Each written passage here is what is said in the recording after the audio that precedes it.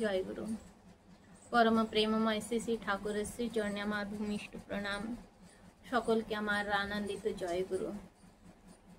ছোট্ট অনুকূল চন্দ্র তখন 3 বছর বয়স।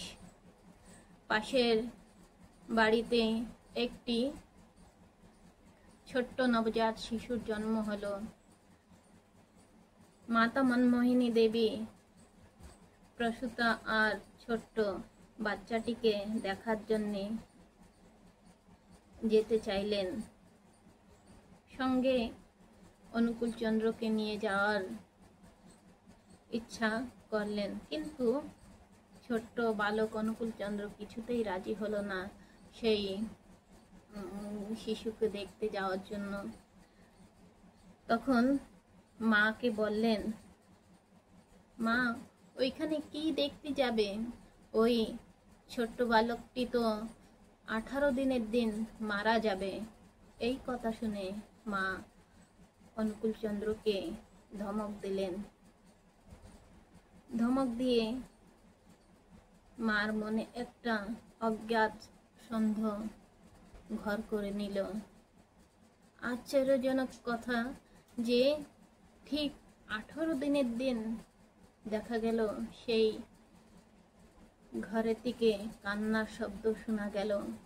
কান্না, সেই ছোট্ট বালকটি 18 দিনের দিন তার মৃত্যু হয়ে গেল।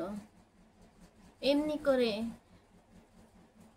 এই কিছু দিনের মধ্যে আরো কয়েকটি ঘটনা এমনি করেই ঘটেছিল।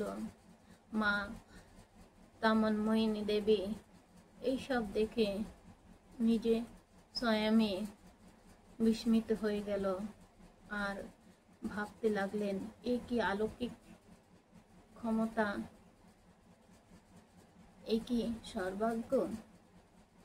এমনি করে আরেকটি ঘটনা, ছোট্ট শিশু অনুকূল চন্দ্রের বয়স তখন 3 কিংবা 4 বছর। বাড়ির পাশে মুকুন্দ বোসের বাড়ি। মুকুন্দ বোসের ভাইপো পণ্ডিত হেমচন্দ্র বসু আশেপাশেই থাকতেন। এই হেমচন্দ্র বসু ফুলের বাগান সাজাতে খুব ভালোবাসতেন।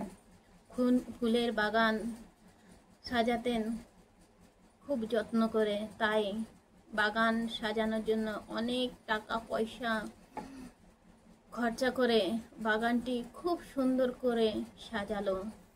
ওই বাগানে কেউ ঢুকতে যেন না পারে এমনি করে বাগানে বেড়া দিয়ে দিতেন।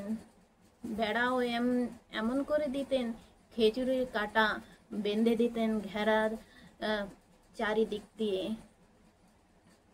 এমন বেড়া দিয়েছেন যেন একটিও কুকুর বিড়াল এর ভিতরে ঢুকতে না পারেন। তাই একদিন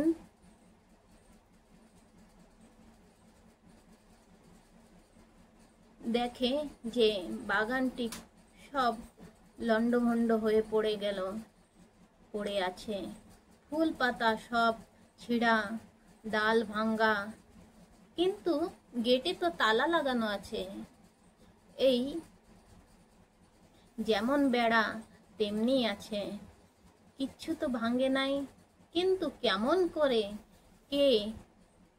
কি করে এই বাগানের ভিতরে কেউ এসে এই পুরো বাগানটাকে, সুন্দর বাগানটাকে তছনছ করে দিয়ে গেল? হেমচন্দ্র বুঝতেই পারেননি।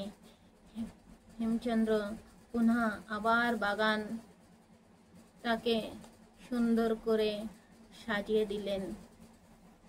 একদিন পর আবার দেখে কি বাগান সেইভাবে তছনছ হয়ে পড়ে আছে।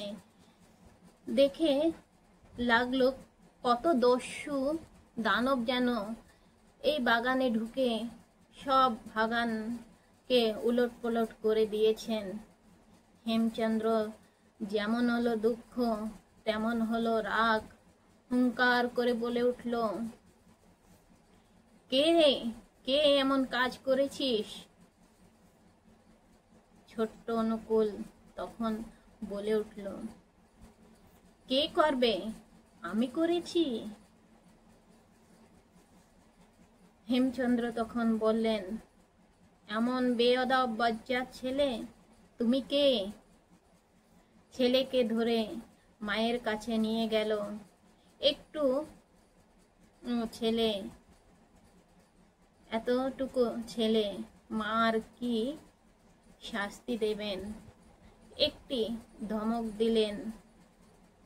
আর মাতা মন্ময় দেবী বললেন, এরপর যদি ভাঙে তাহলে আমার কাছে আর নিয়ে আসতে হবে না। তুমি একে মারো আর ধমক দিও, তাহলে তোমার বাগানের দিকে আর কোনোদিন আসবে না, কোনোদিন আর ভাঙবে না। তাই হেমচন্দ্র বসু আবার তেনার বাগানকে সুন্দর করে সাজালো। সুন্দর করে সাজায় তখন পরের দিন আবার দেখলেন সেই বাগানটি আবার সেই পুনরায় তছনছ করে দিল ভাঙে চড়ে। তখন হেমচন্দ্র বসু ছোট্ট অনুকূলকে ধমক দিতে লাগলেন, কিন্তু ছোট্ট অনুকূল চন্দ্র হেসে হেসে বলতে লাগলেন। ঠাকুর তখন বললেন, তুমি আমাকে যতই মারো আর যতই ধমক দাও না কেন, তুমি যতবার এই বাগানকে সাজাবে ততবার আমি তোমার এই বাগানকে নষ্ট করে দেব, ভেঙে দেব। তুমি এখানে বাগান করছো কেন? এখানের বাগান আর কতদিন তুমি ভোগ করবে? এখানে তো তুমি বেশি দিন থাকবে না। যেখানে চিরকাল থাকবে সেইখানে একটি বাগান করো তো দেখি। 3 কাল গিয়েছে, 1 কাল পড়ে আছে, তার ভাবনা করো দেখি।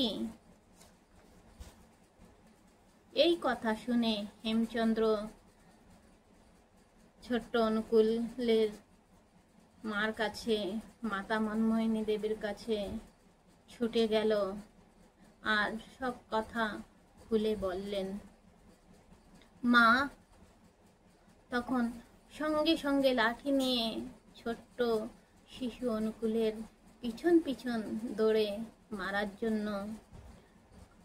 সেই ছোট্ট অনুকূল আগে আর মা লাঠি নিয়ে পিছে পিছে দৌড়ে, যেমন শ্রীকৃষ্ণর পিছনে মা যশোদা কত দৌড়েছিল তেমনি করে।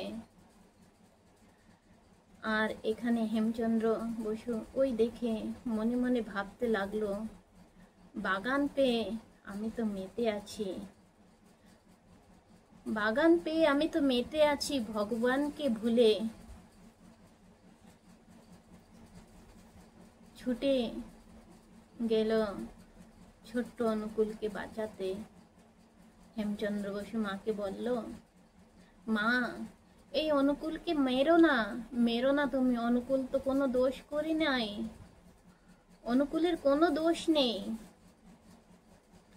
অনুকূল ছোট্ট বালকটি তো আমার ভুল ধরিয়ে দিয়েছে, আমার যে ভুল, আমি বাগান পেয়ে মেতেছিলাম ভগবানকে ভুলে, সেই ভগবানকে আমাকে স্মরণ করে দিয়েছে এই ছোট্ট শিশুটি। ঠাকুর তখন মাকে বলল, মাগো হেম দাদু তো আর থাকবে না এখানে, হেম দাদু তো থাকবে না গো, সে তো এই পৃথিবী ছেড়ে চলে যাবে। হেম দাদু আর থাকবে না, সে এই পৃথিবী ছেড়ে চলে যাবে। কিছুদিন পর দেখা গেল সেই ছোট্ট 3 বছর বয়স অনুকূল চন্দ্রের কথাই সত্য হলো, হেম দাদু আর থাকলেন না, তেনার অকাল মৃত্যু হলো। আর ছোট্ট বালকের কথাই সত্য হয়ে গেল। এমনি করে পরম প্রেমময় ঠাকুর অনুকূলচন্দ্র কত লীলা করে গেছেন। তার কুল কিনারা নেই, এমনি করেই ঠাকুর অনেকখানি লীলা করে গেছেন। জয় গুরু, সকলকে জয় গুরু।